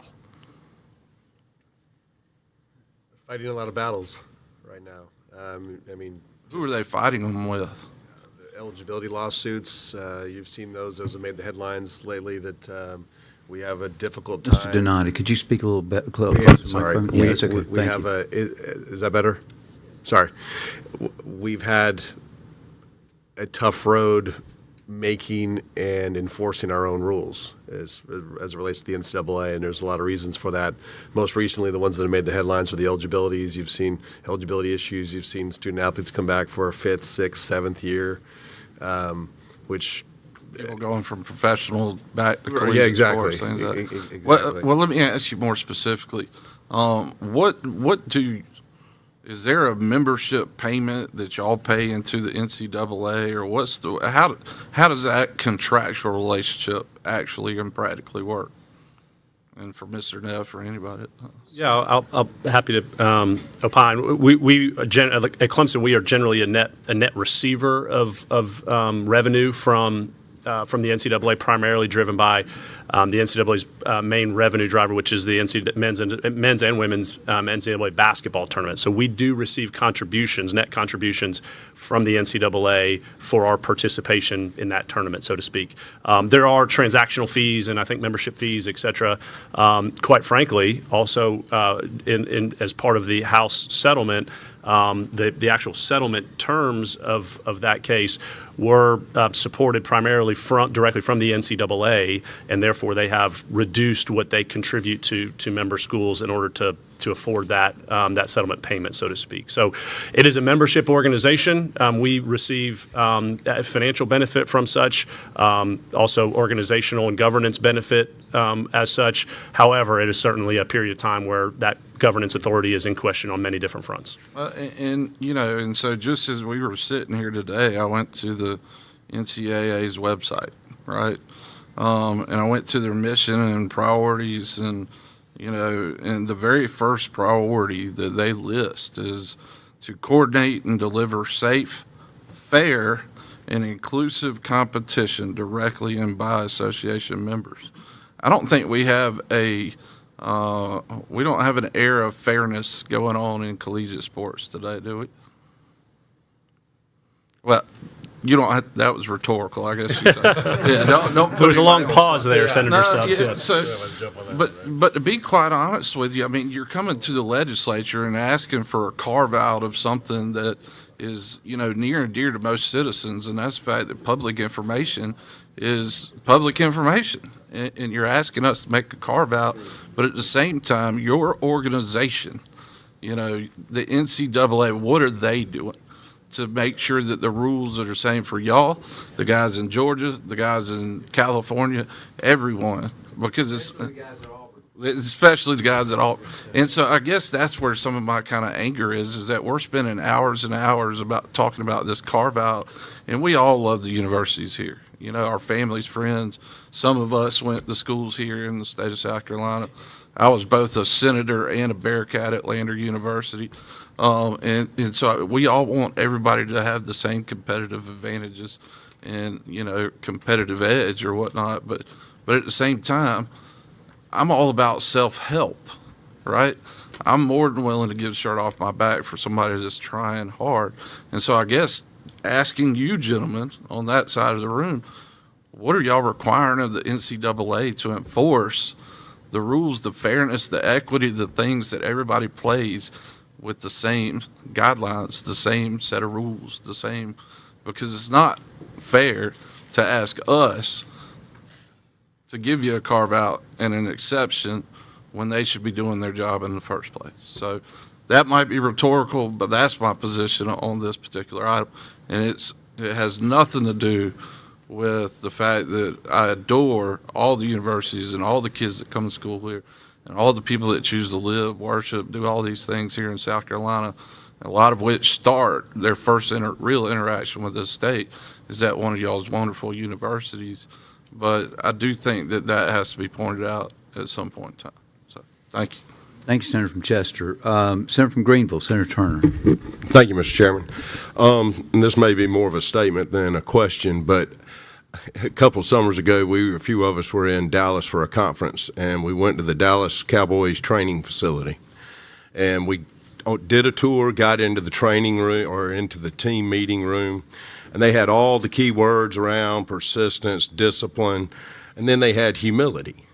And the lady that was giving us the tour said, we just added humility because most of the rookies are making less money than they made in college. So that was kind of an eye-opening thing then. But to me, the question we came back for today is are taxpayer dollars being spent to pay athletes? I think y'all have answered that question clearly that they're not to me. You've convinced me they're not. Then if I could make a statement against NIL, I would love to make a statement against NIL. But the state of South Carolina is not going to fix NIL. And us just not doing something in order, I believe these are private contracts for the most part. And the money, the revenue sharing is really coming from the Joes on the field. It's not coming from the board of directors or anything else. And that's why we have this system now. I think the fact that you're protecting that contract, I think Senator Jackson made some great points, but the fact is this is not taxpayer money. This is money that's been generated by a sports department basically on the back of athletes.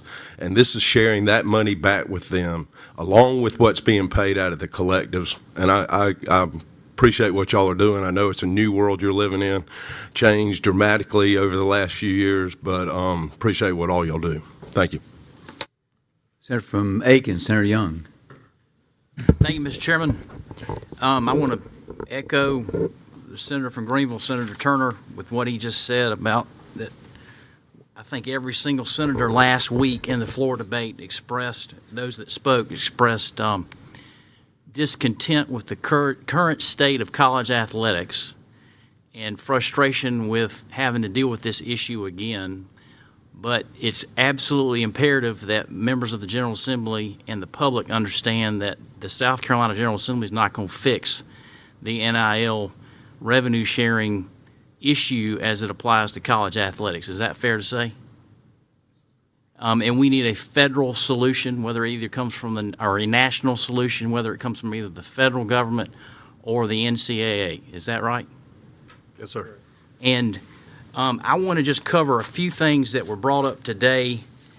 I know there's several senators that are here, but we have just as many who that are not here. And at some point, they're going to need to be educated on the issues that we've heard about today and the testimony. So I just want to cover a few things and clarify a few things with your testimony. And this is not directed to any particular one of the three athletic directors. So any one of the three of you can answer these questions. But isn't it correct that the athletes under the national settlement that created the revenue share arrangement, that the student athletes are not considered employees of the school that they play for? Yes, sir, that's correct. And there are legal reasons for that under the settlement. Is that correct? Yes, sir, that's our understanding. Okay, and I think it was in Athletic Director Donati's comments, he mentioned FERPA. And some people on the committee may not know what FERPA is. Can one of you tell us what FERPA is? Yes. So the FERPA stands for, is an acronym for Family Educational Rights and Privacy, and that's just an act that protects a lot of their personal information, their school records and that type of thing. That's a federal law? Correct. And you're required to follow it? Correct. And is it correct that, in your view, at the institution, that these contracts would be protected by FERPA, which is a federal law, not a state law? Yes, sir. And that one of the reasons why that you have not produced them, I think at least Clemson and Carolina, in the responses you've provided when you've been sent an FOI request, is that this information as it pertains to individual student athletes is protected by FERPA. Is that right? Yes, sir, that's correct. That's been Clemson's position. All right, and then you mentioned Title IX. There were some references to Title IX, and I just want to make sure everybody here understands that Title IX is not a state law. Is that right? It's a federal law, yes, sir. Okay, and Title IX, is it fair to say that Title IX places intense financial pressure on an athletic department at the major college level? Yes, sir, significantly, as example by the Clemson 21 sponsored sports, only of which two that provide a net profit to the department. Okay, and that is a financial reality that you have to deal with on a daily basis. Significantly. And that applies to all three of the athletic departments. Yes. And this is the same across the country for athletic departments at the major college level. Is that right? Yes, sir. So on the institutional support that was referenced in the news story and then it's been discussed today, first of all, is it fair to say that the institutional support, while it may be considered controversial in some people's eyes, it is a critical funding source for most public NCAA Division I institutions, not just in South Carolina, but across the country? That'd be fair to say, yes. And is it fair to say that there are only a very small number of athletic departments in the United States at the college level that are self-sufficient and they do not require some form of institutional support? Yes, sir. It's a small number, and it likely is declining. And that's as a result of the changing landscape of college athletics. That's correct. Now, as it relates to the direct institutional support that's been discussed here today as to the three of your colleges and athletic departments, the institutional support, as I understand it from your testimony, is that it predates NIL and revenue share. Yes, sir. At Clemson, it does. We've have that practice of institutional support for well over 2 decades. And that's the same for Carolina and Coastal Carolina, is that right? Yes, sir. So it is not something that is a recent occurrence that has just happened as a result of this changing landscape in college football. Is that fair? That's correct. All right. And so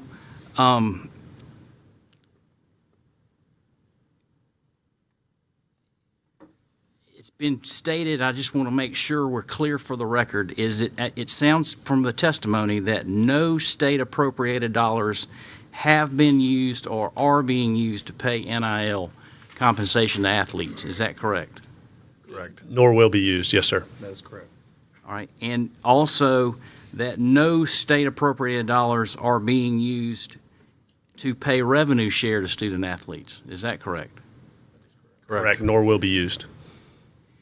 Now, you've both talked, or all three of you have mentioned in some manner at some point during your testimony about that if this bill is not passed and the disclosure of this information as to these revenue share arrangements with student athletes at your particular school is subject to public disclosure, that you will each be placed in a competitive disadvantage with other schools in other states where those schools are not required to release the terms of their revenue share contracts with their student athletes. Is that correct?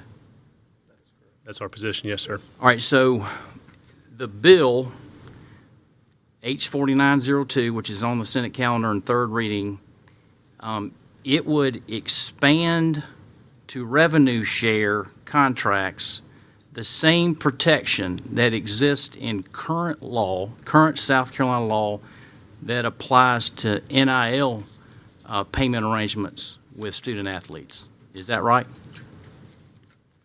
Yes, sir.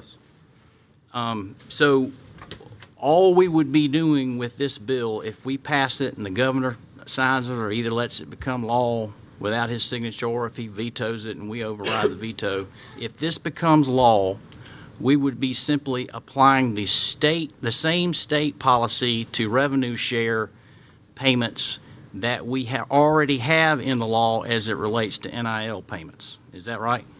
Yes, sir. That's our understanding. All right. And so I mentioned this at the beginning of my questions, and I know the senator from Chester has mentioned it and others.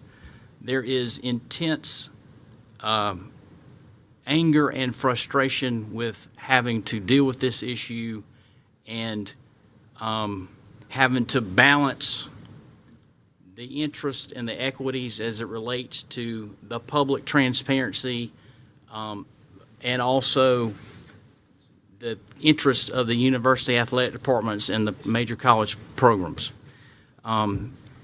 Isn't it correct that there is a federal law, a federal bill that is pending, I think it's in the U.S. Senate, that would address a large number of these issues?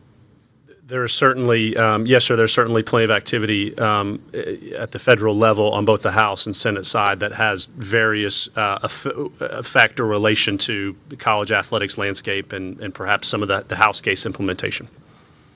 And ultimately, at the end of the day,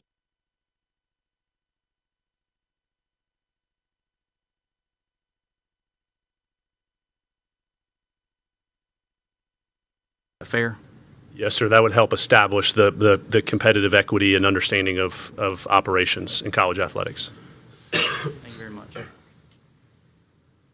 We are at a hard stop here in just a minute. I know Senator from Edgefield had a few more questions, I believe. I'll recognize Senator from Edgefield. Thank you, Mr. Chairman.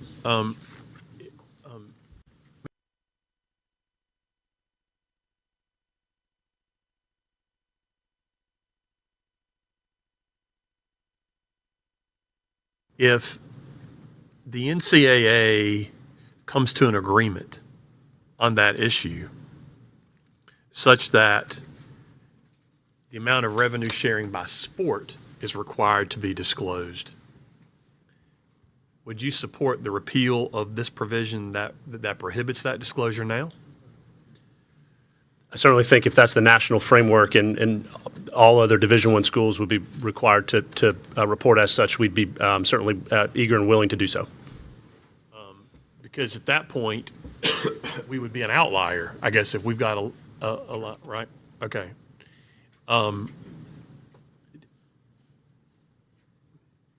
So, and I, look, and I don't really want to get into a debate with other senators on this. I think we all know where we are on whatever else. But I think these are, what we're talking about is not private money, and I understand why you would argue that it is. It's not private money. It's not private contracts, because if they were private contracts or private money, we wouldn't have the need for the bill.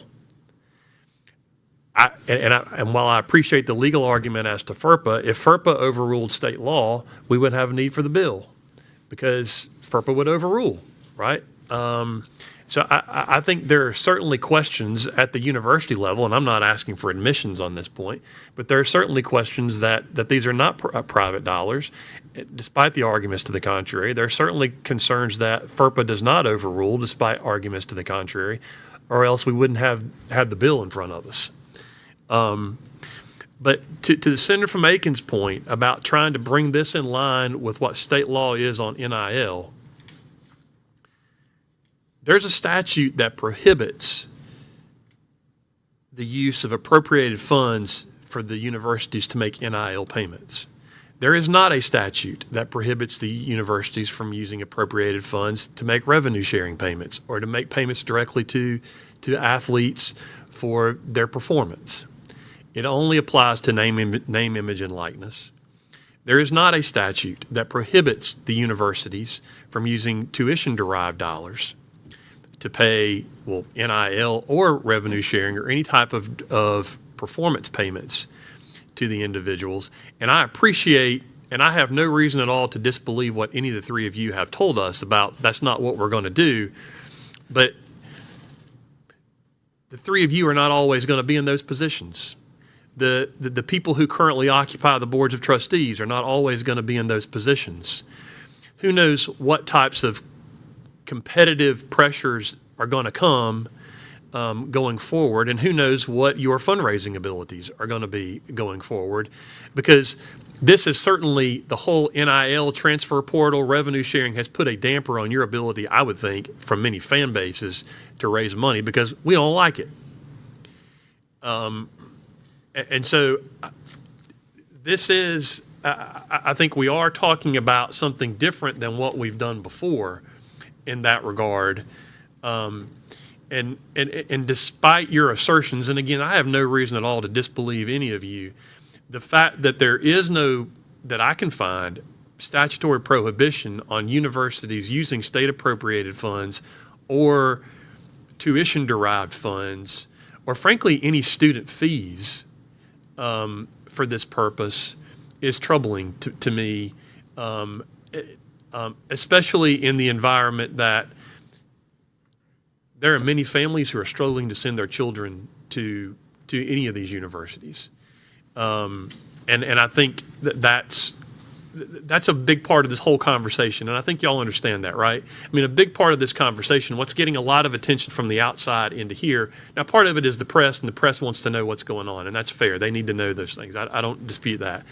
But another part of the issue is there are people who are paying astronomical amounts of money to send their children to school. In many cases, they can't, they're really struggling to do that. If there is tuition money that's going to support these types of payments, that's a problem. If there's state appropriated dollars that are going to support that, that's a problem. So I think we do need to look at those laws, because this has gotten ahead of us too, right? We didn't know about revenue sharing. It just happened. So we only dealt with NIL. But if we're going to exempt these things, and look, and y'all have read my comments in the paper, I'm not voting for it regardless. But if we're going to exempt those things, it seems to me that we need to be clearer that those types of monies cannot be used for those purposes of paying athletes. I mean, do y'all have any disagreement with that? Well said, Senator Massey. Would understand your point and certainly would defer to the Senate from a policy decision, which is a more broad discussion as you just outlaid. Okay.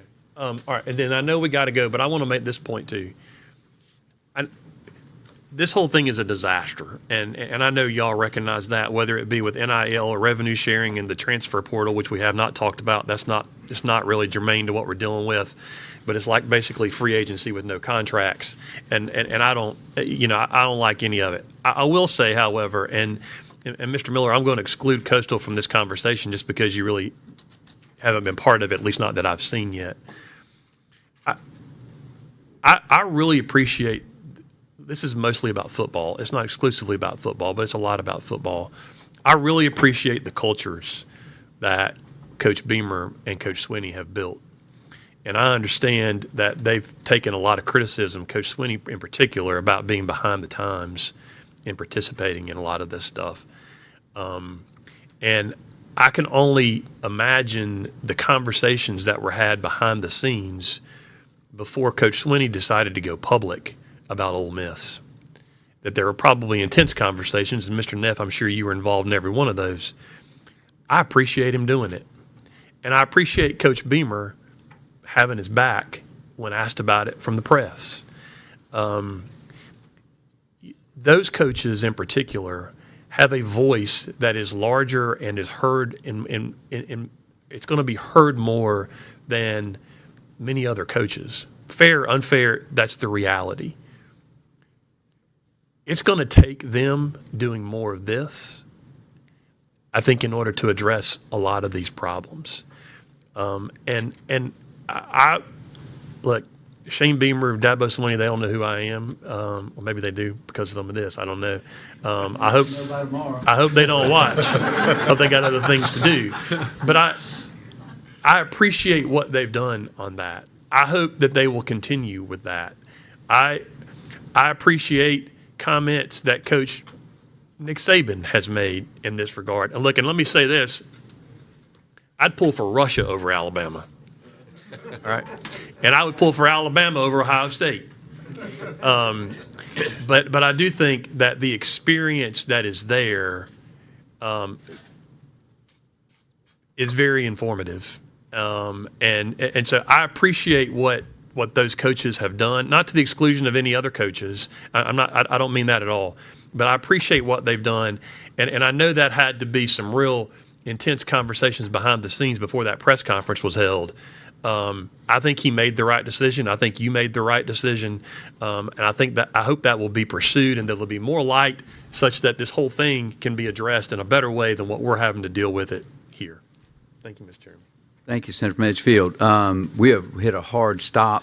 On behalf of the Senate Education Committee and the full Senate, I want to offer my heartfelt thanks for your time today. We've kept you on the hot seat for an exceptionally long time, even for the South Carolina Senate. But Mr. Donati, Mr. Neff, Mr. Miller, I always like spending time with people that are smarter than me. I get to do it a lot, but it's being around people that know their business and can share complicated perspective in a way that helps us understand it better. It really helps us get our job done in a more effective way. And I just want to say thank you for being with us today and providing this information and answering a lot of pointed questions. So thank you for that. And with that, we will stand adjourned. All right.